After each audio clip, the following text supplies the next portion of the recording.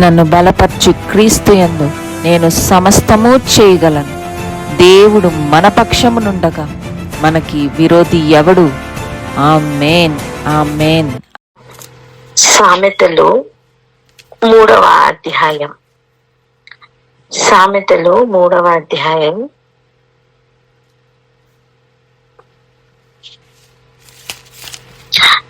5, 6, 7 వచనాలు మొదటిగా చదువుకుందాం.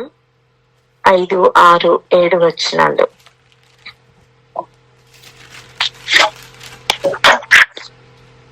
సామెతలు 3వ అధ్యాయం 5, 6, 7 వచనాలు. నీ స్వబుద్ధిని ఆధారము చేసుకొనక నీ పూర్ణ హృదయముతో యెహోవా యందు నమ్మకముంచుము. నీ ప్రవర్తన అంతటి యందు ఆయన అధికారమునకు ఒప్పుకొనుము. అప్పుడు ఆయన నీ త్రోవలను సరళము చేయును. నేను జ్ఞానిని కదా అని నీవు అనుకొనవద్దు. యెహోవా యందు భయభక్తులు కలిగి చెడుతనము విడిచిపెట్టుము. చిన్నప్పటి నుంచి వింటున్న వాక్యమే అనిపిస్తుంది కదా. ఎందుకంటే మనం సాధారణంగా బైబిల్ చదవాలి అనుకున్నప్పుడు సామెతలు కానీ కీర్తనలు కానీ చాలా కంఫర్టబుల్ గా అనిపిస్తాయి. ఎక్కువ శాతం అవే చదువుకొని మనం క్లోజ్ చేసుకునే అనుభవాలు చాలా మందికి ఉండొచ్చు.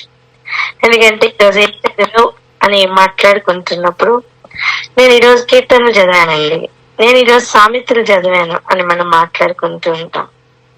ఎక్కువ శాతం ఈ రెండు గ్రంథాలు అందరికీ బాగా పరిచయం ఉన్న గ్రంథాలు. ఏదేమైనప్పటికీ కూడా ఈరోజు మనం కొన్ని భాగాలను ఇందులో పరిశీలన చేసుకొని మనం ప్రార్థన చేసుకుందాం. ఏది శ్రేష్టమైనది మన కన్నులకి తెలియాలి, ఏది ముఖ్యమైనదో మన జీవానికి, మనకి జీవం కలిగించేది ఏదో మనం గ్రహించి దానిని పట్టుకోవడానికి ప్రయత్నం చేద్దాం. దానికి మొట్టమొదటిగా మనకి కావలసిన ఫస్ట్ ఇన్స్ట్రక్షన్ ఏంటి అంటే, నీ స్వబుద్ధిని ఆధారం చేసుకోవద్దు. అర్థం, మనందరికీ కూడా స్వంతంగా ఒక బుద్ధి అనేది ఉంటుంది. వ్యక్తిగతంగా ప్రతి ఒక్కరికి కూడా ఒక ఆలోచన, ఒక బుద్ధి అనేది ఉంటుంది. అందుకే చూడండి, కొన్నిసార్లు బుద్ధి లేని పనులు చేసినప్పుడు ఏమని అడుగుతారు? పెద్దవారు ఏమని అడుగుతారు? తల్లిదండ్రులు ఏమన్నా, ఏంటి ఇలా చేసావు, బుద్ధి లేదా అంటారు. అంటే ఏంటి? ఆల్రెడీ ఒక బుద్ధి, ఆల్రెడీ ఒక జ్ఞానం ఇవ్వబడ్డాయి, మానవులకి ఇవ్వబడ్డాయి. మనం వాటిని కోల్పోతున్నాం. ఈ స్వబుద్ధి అంటే ఈ వ్యక్తిగతంగా స్వబుద్ధి ఆల్రెడీ ఉంటుంది, కానీ దానిని ఆధారం చేసుకోవద్దట. అంటే దాన్ని అనుసరించి నడవకు. మరి ఏం చెయ్యాలి అంటే, పూర్ణ హృదయంతో యెహోవా యందు నమ్మిక ఉంచాలి. అప్పుడు ఏం జరుగుతుంది? మనం యెహోవాను ఆధారం చేసుకుంటాం. మనల్ని మనం ఆధారం చేసుకుని, మన ఆలోచనను ఆధారం చేసుకుని, మనం అనుకొని కదిలిన ఆ అడుగులు ఇక యెహోవాను నమ్ముకొని ఆయనని కనుక్కొని వేస్తాం. ఇక అనుకుని నడవం, కనుక్కొని అడుగులు వేస్తాం. చెప్పండి, అనుకుని మనం నడవద్దు, అనుకుని మనం నడవద్దు, అనుకొని మనం అడుగులు వేద్దాం. కనుక్కొని మనం అడుగులు వేద్దాం. హల్లెలూయా. ఎందుకు? నువ్వు ఎప్పుడైతే పూర్ణ హృదయంతో, అంటే గ్యాప్ లేని హృదయంతో, కొంచెం కూడా గ్యాప్ ఇవ్వద్దు, సంపూర్ణంగా యెహోవా మీద నమ్మిక ఉంచుతామో ఆయన మనల్ని నడిపిస్తారు. ఆ నమ్మకం కొద్దీ మనం ఆయన మీద ఆధారపడతాం. ఫస్ట్ మనం చేయాల్సిన పని, మన స్వబుద్ధిని ఆధారం చేసుకోవద్దు. అప్పుడు ఇంకేం చేయాలట? నీ ప్రవర్తన అంతటి యందు ఆయన అధికారమునకు ఒప్పుకొనుము. సత్యమును సమాధానమును ప్రియముగా ఎంచు పండుగల దినముల్లో మనం ఉన్నాం. ఇవి ఎటువంటి దినములండి? చెప్పాలి, ఎటువంటి దినములు ఇవి? పండుగ దినాలని చెప్పండి. పండుగ దినాలు. ఈ పండుగ దినాల్లో మనం సత్యమును సమాధానమును ఎలా అవలంబించాలి, ఎలా అభ్యాసం చేయాలి మనం నేర్చుకుంటున్నాం. సో మొదటిగా మనం ఏం చేయాలంటే మన ప్రవర్తన అంతటి మీద కూడా ఆయన అధికారానికి ఒప్పుకోవాలి. మనం ఆయన మీద నమ్మకం ఉంచకుండా ఆయన మీద మనం ఆనుకోము. సాధారణంగా ఆలోచించండి,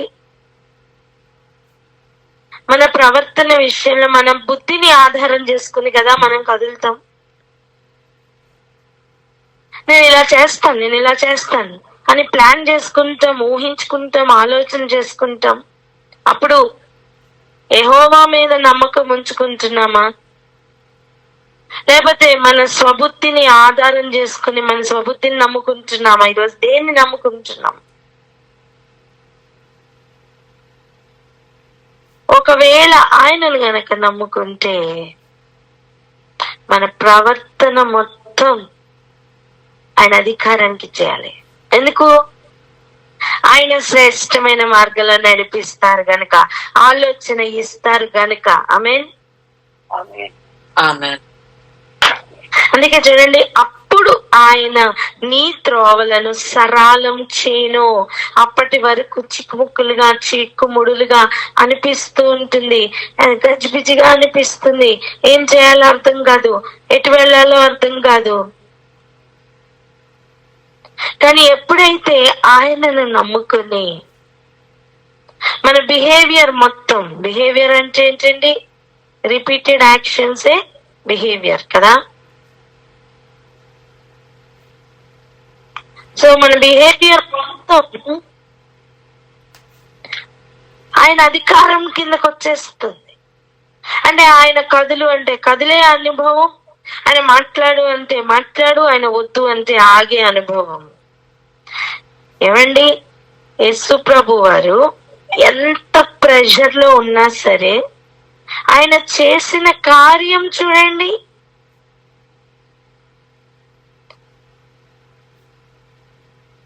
తండ్రి, నీ చిత్తమైతే ఈ గిన్నె తీసేయి, అయినా సరే నీ చిత్తమే.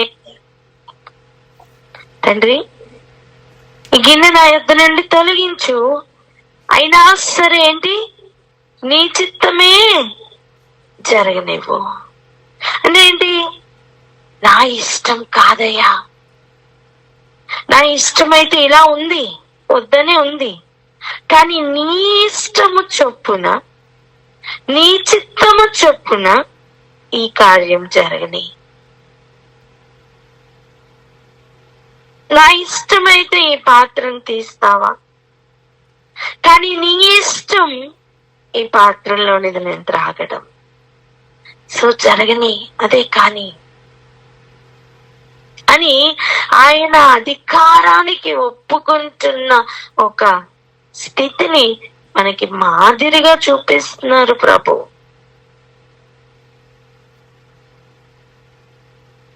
అప్పుడు ఏమవుతుంది? మన త్రోవలు సరళమవుతాయి,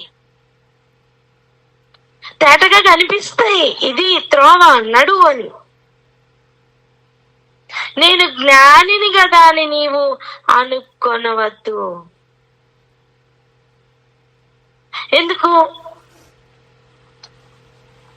యెహోవా యందు భయభక్తులు కలిగి చెడుతనం విడిచిపెట్టు. ఏంటి, నేను ఎవరైనా జ్ఞానం లేకుండా ఉంటామా? బుద్ధి జ్ఞానం లేకుండా ఎవరైనా ఉంటామా?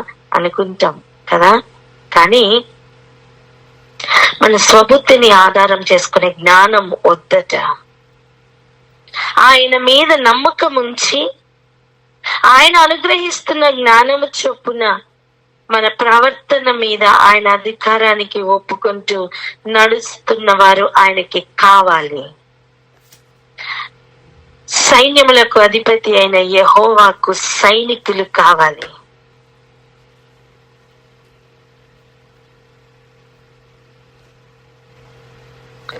ఈరోజు ఆ పిలుపును అందుకోవాలి అంటే ఆయన ఇచ్చు తర్ఫీదులోనికి అడుగులు పెట్టాలి. దేశంలో ఉన్న వారందరూ ఒక విధంగా వెళ్తూ ఉంటారు, జీవన మనుగడలో ఒక విధానంలో వెళ్ళిపోతూ ఉంటారు. కానీ ఈ స్పెషల్ ఫోర్స్ ఉన్నారు కదా, ఈ సైనికులకి వాళ్ళ టైమింగ్ వేరు, వారి విధి విధానాలు వేరు, వారి పద్ధతి వేరు, అన్ని వేరు.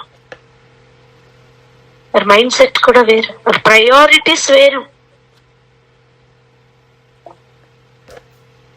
వాళ్ళ డిసిప్లిన్ వేరు. కమాండర్ ఒక్క మాట చెప్పారు అంటే ఏమి ఆలోచించరు, చేసేస్తారు. అలా వాళ్ళు ట్యూన్ అయిపోతారు. గమనిస్తున్నారా? అవునా కాదా?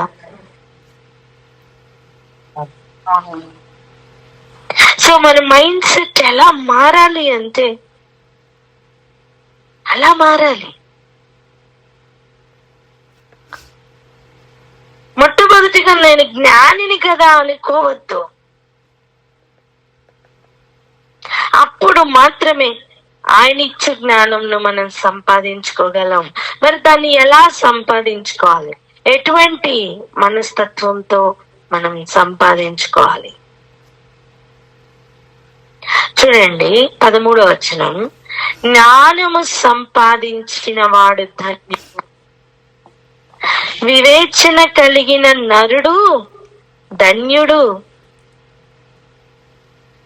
వెండి సంపాదించుట కంటే జ్ఞానము సంపాదించుట మేలు, అపరంజి సంపాదించుట కంటే జ్ఞాన లాభము నొందుట మేలు. వెండి సంపాదించాలని, బంగారం సంపాదించాలని, మేలిమి బంగారం సంపాదించాలని జీవితమంతా కష్టపడుతున్న అనుభవాలు లేవా? ఉన్నాయి. ఎందుకండి వెండి బంగారాలు సంపాదిస్తారు? సాధారణంగా ఎందుకు సంపాదించుకుంటాం? అవసరానికి ఉపయోగపడతాయని, అలంకరించుకోవడానికి ఉంటాయని. అంతే కదా? ఇవి కాకుండా ఇంకేమైనా ఉన్నదా? ఒక్కొక్కరికి వారి స్టేటస్ తెలుస్తుంది, అంతే కదా? కానీ వాటన్నిటికంటే కూడా జ్ఞానము సంపాదించుకోవడం మేలు, ఒక ధన్యత. ఎందుకు అంటే అది పగడముల కంటే అది ప్రియమైనది. ఏది? జ్ఞానం. నీ ఇష్ట వస్తువులన్నీ దానితో సమానములు కావు.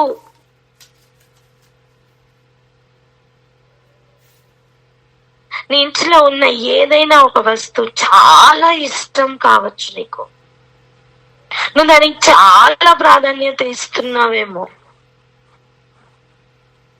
కానీ దానికంటే జ్ఞానం గొప్పది. నీకే వస్తువు అయితే ఇష్టమో అసలు జ్ఞానంతో ఏది సమానం లేదంటండి. ఎటువంటి మాట ఇది అసలు? ఎందుకు తెలుసా? దాని కుడి చేతిలో దీర్ఘాయువు ఉంది. దేని కుడి చేతిలో? జ్ఞానం యొక్క కుడి చేతిలో. ఇక దాని ఎడమ చేతిలో ధన ఘనతలు ఉన్నవి. ధనము సంపాదించుకోవాలని పరిగెట్టే కంటే జ్ఞానం సంపాదించుకోవాలని పరిగెట్టడం మేలు.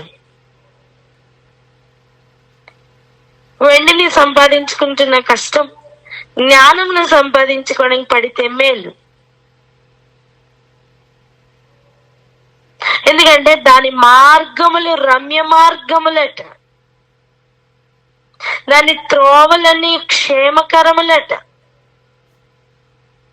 డబ్బు కోసం పరిగెలు పెట్టి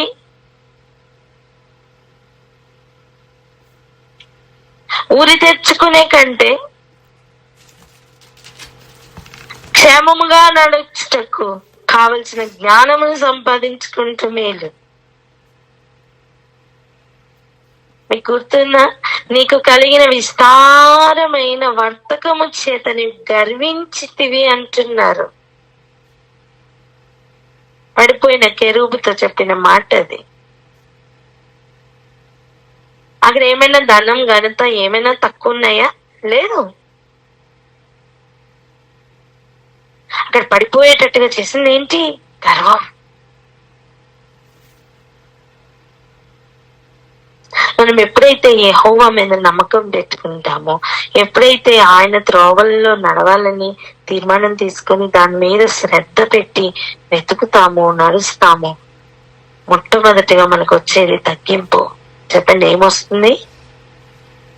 గర్వం రాదండి, తగ్గింపు వస్తుంది. చెప్పండి అన్నమాట. గర్వం రాదండి, తగ్గింపు వస్తుంది. ఇంకా చూడండి, దానిని అవలంబించిన వారికి అతి జీవ వృక్షము. ఏదైనా వనంలో జీవ వృక్షంనకే దేవుడు అడ్డుగా ఎవరు ఇంకా చేరకుండా కెరూబులను పెట్టినట్టుగా చూస్తున్నాం కదా. ఖడ్గ జ్వాలను పెట్టారండి ఆ మార్గమునకు వెళ్ళకుండా.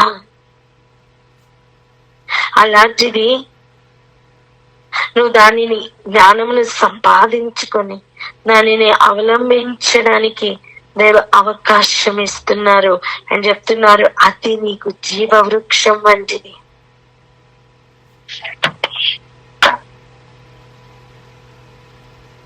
దాన్ని పట్టుకుని వారందరూ ధన్యులు. అర్థం నీ చూడండి, ఇది ఎటువంటిది తెలుసా? ఈ జీవ వృక్షంతో పోల్చడానికి కారణం అర్థమైందా? అక్కడ ఫిజికల్ గా కెరూబులను అడ్డముగా పెట్టారు, ఖడ్గ జ్వాలలను నిలవబెట్టారు. ఎవరు దాన్ని చేరుకోలేరు. కానీ నువ్వు ఎప్పుడైతే చెడుతనంను విసర్జించి ఆయన మీద నమ్మకం పెట్టుకుని వెండిని వెతికినట్టుగా జ్ఞానమును వెతుకుతావో అది నీకు దొరుకుతుంది. నీకు జ్ఞానం కావాలి అంటే స్వబుద్ధిని ఆధారం చేసుకోవద్దు, ఆయన పక్కకు పెట్టు.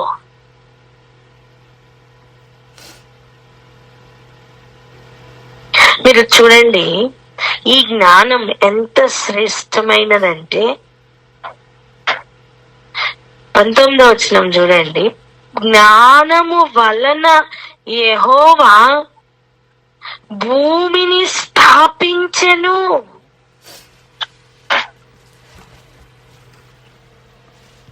మనం 8వ అధ్యాయం చదివితే అర్థమవుతుంది ఆ జ్ఞానం ఎవరో కాదు, యేసయ్య.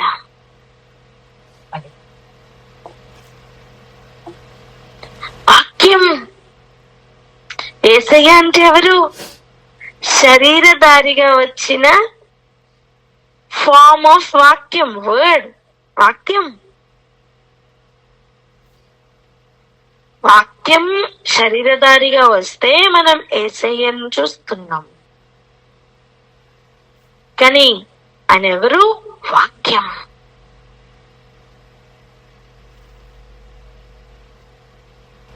వాక్యం వలన, జ్ఞానం వలన యెహోవా భూమిని స్థాపించెను. మాటలు అందరూ మాట్లాడతాం, నోరు విప్పి అందరూ మాట మాట్లాడతాం, కానీ ఆ మాట వాక్యమా? కాదు.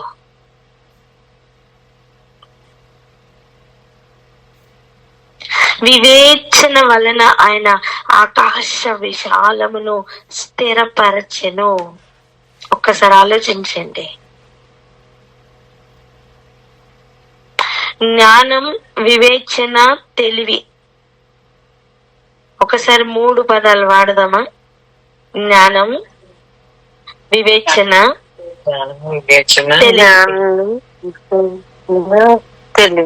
తెలివి. ఇవన్నీ మనకి ఇంచుమించు ఒకేలాగా అనిపిస్తున్నాయి, కానీ ఒక దాన్ని మించి ఒకటి పనిచేస్తున్నాయి. అవన్నీ యేసయ్యలోనే ఉన్నాయి, అవన్నీ దేవుని యొద్ద ఉన్నాయి. దేవుడు ఆ జ్ఞానము వలన భూమిని స్థాపించారంట. ఏమండి, భూమిని ఒకసారి పరిశీలించి సముద్రం ఎలా ఉంటుంది, సముద్రం లోపల ఎలా ఉంటుంది, భూమి ఎలా ఉన్నది, భూమి లోపల ఎలా ఉంది అని పురావస్తు శాఖ వారు దానిని పరిశీలిస్తూ ఉండి ఆ లోపల ఉన్న వాటిని కనిపెడుతున్నవారు, ఈ సైంటిస్టులు అనబడుతున్నవారు ఎంత గొప్పవారండి మన దృష్టిలో. వారికి ఎంత జ్ఞానం ఉంది కదా. మరి భూమిని స్థాపించిన వాడు ఇంకెంత జ్ఞానవంతుడు. దేవునికి రావాల్సిన మహిమ మనం ఇస్తున్నామా? ఆయనకి రావాల్సిన ఘనత నిజంగా మనం ఇస్తున్నామా? ఈరోజు ఒక్కసారి పరీక్షించుకున్నాం. నువ్వు దేన్ని ఆధారం చేసుకుంటున్నావు? ఒక్కసారి ఆలోచించండి. జ్ఞానము వలన యెహోవా భూమిని స్థాపించెను. ఏది దేని వలన ఏర్పడింది? చెప్పాలి. జ్ఞానం వలన భూమి ఏర్పడిందా? భూమి వలన జ్ఞానం ఉందా? జ్ఞానం వల్ల కదా. ఇప్పుడు నువ్వు దేన్ని పట్టుకోవాలి? ఒక చేప ఉంటే నీకు ఒక రోజుకి అయిపోతుందమ్మా, కానీ చేపల చెరువే నీ సొంతం అనుకో, ప్రతిరోజు చేపలే కదా. ఇంకా నువ్వు అమ్మగలవు కూడా, వాటి వల్ల వర్తకం కూడా చేయగలవు. ఒక చేప కోసం తిరుగుతావా? చేపల చెరువునే సంపాదించుకుంటావా? చెప్పండి. చెరువునే సంపాదించు. హల్లెలూయా. అలా జ్ఞానము వలన భూమి స్థాపింపబడింది. ఈ భూమిని నమ్ముకుని ఎందుకు బ్రతకడం? అది రావడానికి గల కారణమైన జ్ఞానమును నమ్మడం మేలు, దాన్ని ఆధారం చేసుకోవడం మేలు. ఎలాగైతే చేపల చెరువు ఉన్నవాడు ఎన్ని చేపలైనా తీసుకోగలడో, వండుకోగలడో, ఒక భూమిని నమ్ముకున్నవాడు ఈ భూమి మీద ఉన్న ఈ లోకం యొక్క అధికారం, ఈ లోకంలో ఉన్న నీతి, దీనిని ఆధారం చేసుకుని నడుస్తున్న అనుభవాలు ఇవన్నీ ఇక్కడతో అయిపోతాయి. కానీ నువ్వు జ్ఞానమును సంపాదించుకుంటే ఆ జ్ఞానము వలననే, ఆ జ్ఞానముతోనే దేవుడు భూమిని స్థాపించి ఉంటే నువ్వు ఆ జ్ఞానం మీద ఆధారపడుతున్నావు. ఇప్పుడు ఆయన ఎన్ని భూములన్నా తయారు చేసి ఇవ్వగలరు నానా. యేసు ప్రభు వారు మన ఈ పస్కా పండుగ కాంటెక్స్ట్ లోనే ఈ మాట చెప్తున్నారు, గుర్తుందా? నా తండ్రి యొద్ద అనేక నివాస స్థలములు ఉన్నాయి, లేని ఎడల మీతో చెప్పుదును. అండ్ మీకు స్థలం సిద్ధపరచడానికే నేను వెళ్తున్నాను. ఎప్పుడండి ఈ మాటలన్నీ చెప్పారు? ఎప్పుడు ఈ మాటలు చెప్పారు? మనం ఉన్న కాన్సెప్ట్ లోనే ఉన్నాం, అక్కడే చెప్పారు. పేతురుతో మాట్లాడారా? పేతురు యోహాను యాకోబుని వెంట పెట్టుకుని వెళ్ళారా? అక్కడే కదా మనం అవన్నీ ధ్యానించుకుంటున్నాం. ఆ పస్కా పండుగ, ఆ పులియని రొట్టెల పండుగ సమీపించినప్పుడే, ఆయన మీద కుట్ర జరుగుతున్నప్పుడే ఈ భూమి యొక్క నివాసమే గొప్పదనుకుని దీనిని సంపాదించుకోవడానికి వెండి నాణెములు తెచ్చుకున్న ఆ ఇస్కరియోతు యూదా అమ్ముతున్న సమయం అందే అక్కడే ఉన్నాం. అప్పుడే ప్రభు చెప్తున్నారు, నా తండ్రి యొద్ద అనేక నివాస స్థలాలు ఉన్నాయని. స్వబుద్ధిని ఆధారం చేసుకుని వాడు జ్ఞానమును సంపాదించుకోలేడు. అందుకే అంటున్నారు ఆయన, నీవు జ్ఞానివిని కదా అనుకోకు,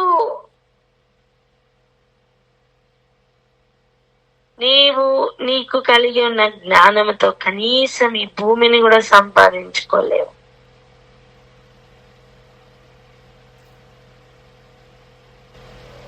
జ్ఞానం వలన ఒక భూమిని స్థాపించిన దేవుడు అదే జ్ఞానం ఆధారం చేసుకుని ఎన్ని నివాస స్థలాలు స్థాపించగలరు చెప్పండి? ఆయన సమర్థుడు కాదా అని చెప్తుంది. అదే సోర్స్ ఎవరో కనిపెట్టండి, ఆయన ఆధారం చేసుకోండి, ఆయన మీద నమ్మకం పెట్టుకోండి అని. అమ్మా, నీకు కనిపించే దాని మీద నమ్మకం పెట్టుకున్న కాలం చాలు. నీకు కనిపించిన మనుషుల మీద ఆధారపడిన అనుభవాలు చాలు.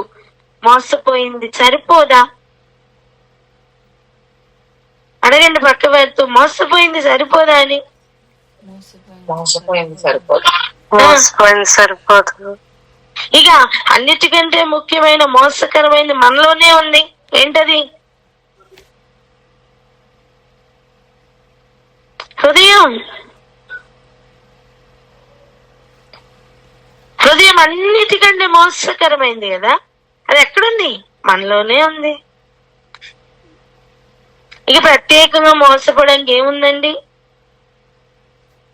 మన హృదయాన్ని నమ్ముకుంటే చాలు, ఇంకెక్కడ మోసం లేదు, అక్కడే ఉంది. అమ్మా, శిష్యులు అడుగుతున్నారు యేసు ప్రభుని ఒకసారి,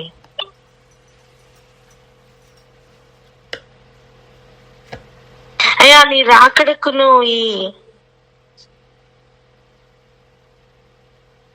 ఈ అంతం నాకు ఏంటి సూచనలేంటి? ఈ యుగ సమాప్తికి సూచనలేంటి చెప్పవా అంటే ప్రభు చెప్తున్న మొట్టమొదటి మాట, మోసపోవద్దు. ఎక్కడికో వెళ్ళి మోసపోవాల్సిన అవసరం లేదు తెలుసా. మన హృదయం ఆ ఘోరమైన వ్యాధితోనే కదిలితే, హృదయం యొక్క అభిలాషను బట్టి దేవుడు మోసపుచ్చు శక్తికి విడిచిపెట్టేస్తారు. అలా కాకుండా ఆ హృదయంలో ఆశ, అభిలాష, జ్ఞానమును వెతుకుతున్నట్టుగా ఉందా, వెండిని కాని బంగారంను కాని వెతుక్కుంటున్న అనుభవం కాకుండా వాటిని పక్కకు పెట్టేసి జ్ఞానమైన యేసయ్యని, వాక్యమును వెతుక్కుంటున్న అనుభవం ఉందా? ఇదిగో కుడి చేతిలో జీవ వృక్షం ఉంటుంది.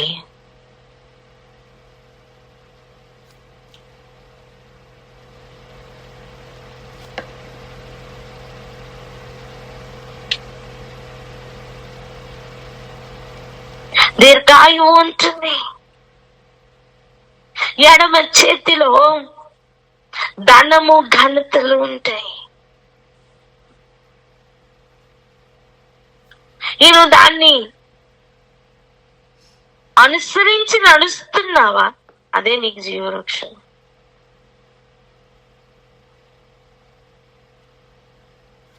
దేవుడు వాటిని ఆధారం చేసుకుంటున్నారు. నువ్వు కూడా దాన్నే ఆధారం చేసుకోవడం మంచిది.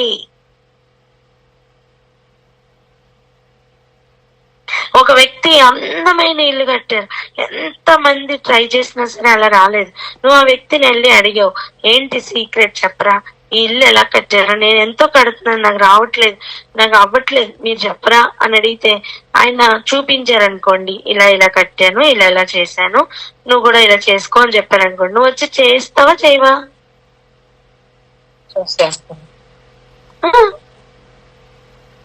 ఒక వ్యక్తికి చాలా గొప్ప జాబ్ వచ్చింది అనుకోండి, అసలు అలాంటి జాబ్ ఉందని కూడా మనకు తెలీదు. వెళ్ళి ఆ వ్యక్తిని అడిగాం, ఏమని, ఈ జాబ్ ఎలా వచ్చింది నాకు కొంచెం చెప్పవా, ఎక్కడ అప్లై చేయాలి, ఏం చేయాలి, ఎలా ముందుకు వెళ్ళాలి, ఎవరిని అప్రోచ్ అవ్వాలి, ఏ అప్లికేషన్ పెట్టాలి, ఇవన్నీ అడిగావు. ఆ వచ్చిన వ్యక్తి, జాబ్ సంపాదించుకున్న వ్యక్తి నీకు చెప్పారు స్వయంగా, ఇలా ఇలా చెయ్యి, ఇలా ఇలా చెయ్యి అని. ఇప్పుడు చెప్పండి, నువ్వు ఎవరి మీద నమ్మకం ఉంచుకుంటావు? ఆ చెప్పిన వ్యక్తి మీదే కదా, ఆల్రెడీ సంపాదించుకున్న వ్యక్తి మీదే కదా నమ్మకం ఉంచుకుంటావు. ప్రతి చిన్నదానికి ఆయన్నే కదా అడుగుతావు, అవునా? ఎందుకు? నీకు సీనియర్ గా ఆయన కనిపిస్తున్నారు, సక్సెస్ఫుల్ స్టోరీతో ఆయనని ఎదురుగుండా ఉన్నారు. సో నువ్వు ఎవరిని ఆశ్రయిస్తావు? ఆయన్నే కదా, ప్రతి చిన్న డౌట్ ఆయన్నే కదా అడుగుతావు. లోకం ఎంత చెప్పుతున్నా సరే నువ్వు ఎవరిని ఆధారం చేసుకుంటావు? ఆయన్నే ఆధారం చేసుకుంటావు. లోకంలో చాలా మందికి డేట్స్ తెలీదు, ఎప్పుడు ఎగ్జామ్ ఉందో ఏంటి తెలియదు. నేను బయట వాళ్ళు చెప్పారనుకో, అమ్మా డేట్ కంప్లీట్ అయిపోయింది అని. కానీ ఆ వ్యక్తి మాత్రం, సంపాదించిన వ్యక్తి మాత్రం చెప్తారు, అక్కడే ఉన్నారు కనుక ఇంకా డేట్ అవ్వలేదు, ఇంకా 2 రోజుల్లో ఉంది అని చెప్పారు అనుకోండి, నువ్వు ఎవరి మాట నమ్ముతావు? అబద్ధమేమో అయిపోయిందని చెప్తుంది, సత్యమేమో ఇంకా 2 రోజుల్లో ఉందని చెప్తుంది. నువ్వు ఏది నమ్ముతావు చెప్పండి? సత్యంని ఎలా నమ్ముతున్నావు? నీకు ఎలా తెలుసా సత్యమా అబద్ధమా అని? ఆ వ్యక్తిని బట్టి, అవునా? అలా ఎగ్జాక్ట్ గా అలా దేవుడు నడిపిస్తున్న త్రోవలన్నీ అలాగే ఉంటాయి. లోకం వ్యతిరేకంగా విపరీత బుద్ధితో క్వైట్ ఆపోజిట్ చెప్తాయి. లోకం మొత్తం ఆపోజిట్ మార్గంలోనే నడిపిస్తూ ఉంటుంది. ఏ ఆధారం లేనట్టుగా అనిపిస్తుంది. యేసు ప్రభు దగ్గర మాత్రమే, వాక్యంలో మాత్రమే చిన్న ఆధారం, చిన్న మార్గం, ఇరుకైన మార్గం కనిపిస్తూ ఉంటుంది. ఇక అది వెళ్ళాలా వెళ్ళొద్దా అనే తీర్మానం తీసుకోవడానికి కూడా ఆలోచనలు ఆగిపోయే ప్రమాదం ఉంటుంది. ఎలాగైతే ఇందాక మనం చెప్పుకున్న ఎగ్జాంపుల్ లో ఆ వ్యక్తి మీద, ఆ ఆల్రెడీ నించున్న వ్యక్తి మీద నమ్మకం ఉంచుకొని ఇంకా 2 రోజుల్లో ఉంది అని చెప్తే నమ్మి ముందుకు వెళ్తామో, అలా యేసు ప్రభు కూడా ఆధారం లేని చోట చెప్తారు, ఇది ఇలా ఉంది వెళ్ళు అని. అప్పుడు ఆధారం చేసుకొని వెళ్ళాలి. దేన్ని? ఆయన మాటను.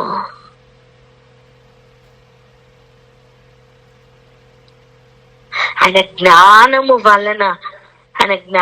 వలన ఆయన చేసిన కార్యములు చెప్తున్నారండి. యెహోవా భూమిని స్థాపించెను. నేను ఏమంటున్నానంటే, ఆ భూమిని పొగడకు, దాన్ని స్థాపించిన వాడిని పొగుడు. ఆ భూమిలో ఉన్న వాటిని వెతక్కు, దాన్ని స్థాపించిన వాని యొక్క గుణమును వెతుకు. అసలు దేనిని ఆధారం చేసుకుని స్థాపించారంటే జ్ఞానమును ఆధారం చేసుకున్నారు. ఆ జ్ఞానమును నువ్వు సంపాదించుకోవడానికి నువ్వు వెతుకు.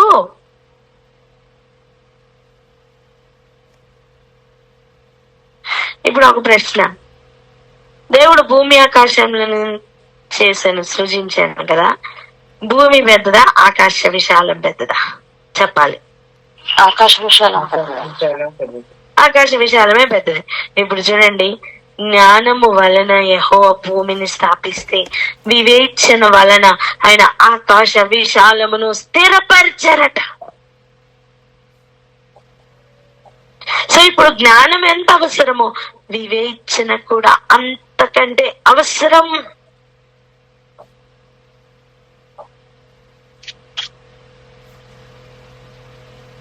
ఎంతమందికి అర్థమైంది?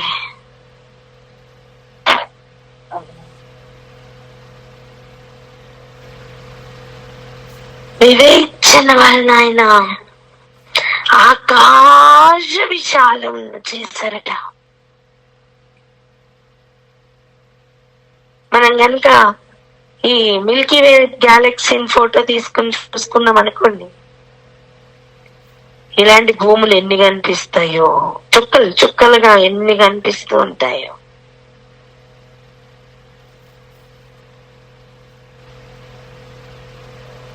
ఇంకొక మాట చూడండి, ఇప్పుడు దానికంటే ఎక్కువగా తెలివి వలన అగాధ జలములు ప్రవహిస్తున్నాయట, మేఘ మండలం నుండి మంచు బిందువులు కురుస్తున్నాయి.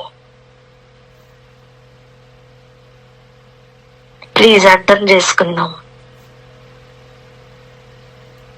జ్ఞానం వలన భూమిని చేస్తే, వివేచన వలన ఆకాశ విశాలము చేస్తే, తెలివి వలన ఆ భూమి మీదకు మంచు పడడానికి దేవుడు మేఘముల ద్వారా నడిపిస్తున్నారు.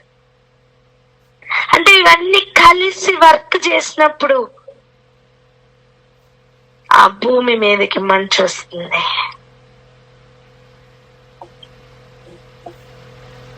నేనేమంటున్నానంటే, యుద్ధ సన్నాహ దినమున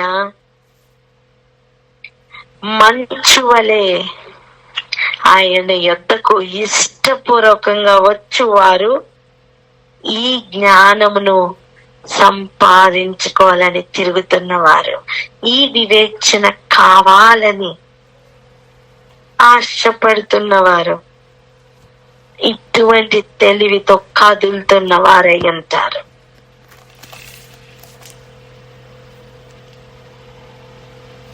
ఎంతమందికి అర్థమైంది?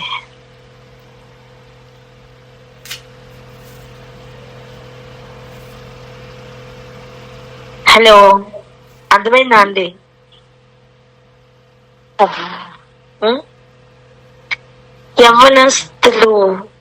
యవ్వనస్తులలో కూడా శ్రేష్టమైన వారు, పరిశుద్ధతను అలంకరించుకున్నవారు, యుద్ధపు దినం అంటే పారిపోరు, యుద్ధమునకు బయలుదేరతారు, ఇష్టపూర్వకంగా ఆయన యుద్ధకు వస్తారు.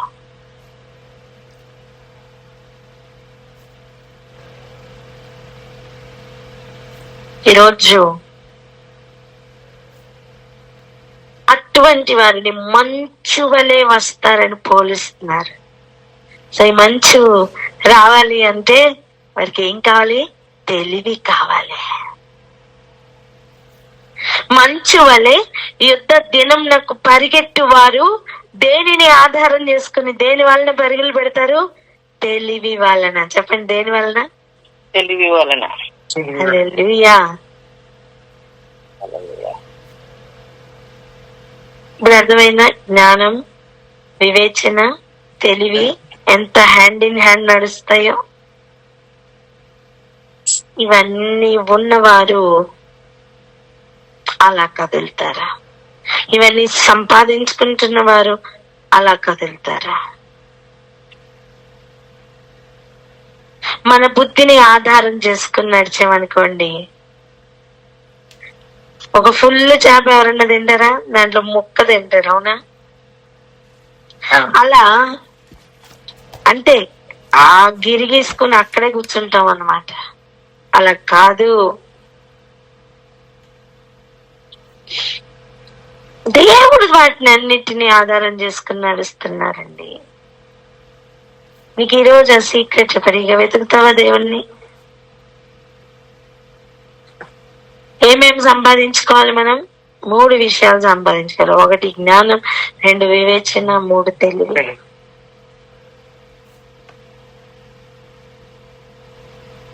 అందుకే అవి కావాలని ప్రభువుని వేడుకుందాం. వేడుకోవడం మాత్రమే కాదు, వెతుకుదాం, తట్టుదాం. ఆయన ఇస్తారు, అనుగ్రహిస్తారు.